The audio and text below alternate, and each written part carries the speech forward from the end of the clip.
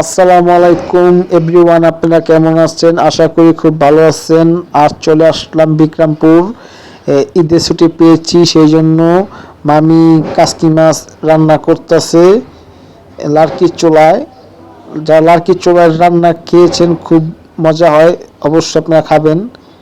এবং মামার বাড়িতে আসার পরে মামায় দাওয়াত, সবাই তার আত্মীয় স্বজন সবাই দাওয়াত দিয়েছে।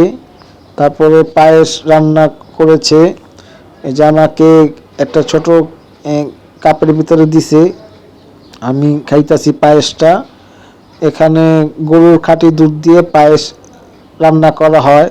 যারা দাওয়াত, বিক্রমপুরের ঐতিহ্যটা আর কি, বিক্রমপুরের দাওয়াত দিলে অবশ্যই পায়েস থাকবে।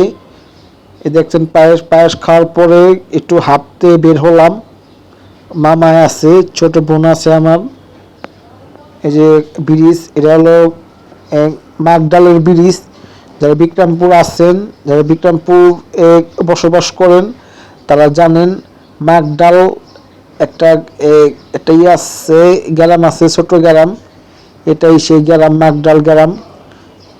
অবশ্যই আপনারা এখানে আসবেন, ঘুরতে আসবেন মাকডালে। এটা খুব সুন্দর রাস্তার কাজ চলতেছে। অবশ্যই এখানে ঘুরতে আসবেন। গাছপালা আপনাকে মুক্ত করে তুলবে। এই যে নদীর পাড়ে আইছি, হাঁটতে হাঁটতে মামায় আছে। এরা পদ্মা নদী দেখতে পাচ্ছেন আপনারা। এই পদ্মা নদীর সাইড দিয়ে হাঁটতেছি আমরা। আগে এক সময় এই নদীতে প্রচুর পানি ছিল, এখন পানি নাই, পানি শুকায় গেছে গা। মানুষ ঘর বাড়ি উঠাইছে, দোকানপাট উঠাইছে। অবশ্যই যারা বিক্রমপুর থাকেন, অবশ্যই আপনারা আসবেন, নদীর পাড়ে ঘুরতে আসবেন। এই যে আমি দেখতে পাচ্ছেন আমারে নৌকার উপরে খাড়া ভিডিও করতেছি। আমার মামা, আমার মামতো বোন ওখানে আছে। খুবই ভালো লাগলো বিক্রমপুরটা।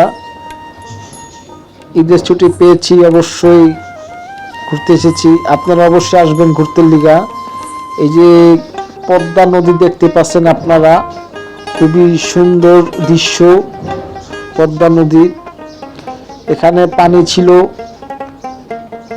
এখন পানি শুকায় গেছে গা পদ্মার ব্রিজ হওয়াতে।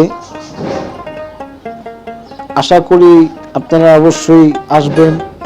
যাদের বাড়ি বিক্রমপুর না, তারা অবশ্যই এখানে ঘুরতে আসবেন, ভালো লাগবে।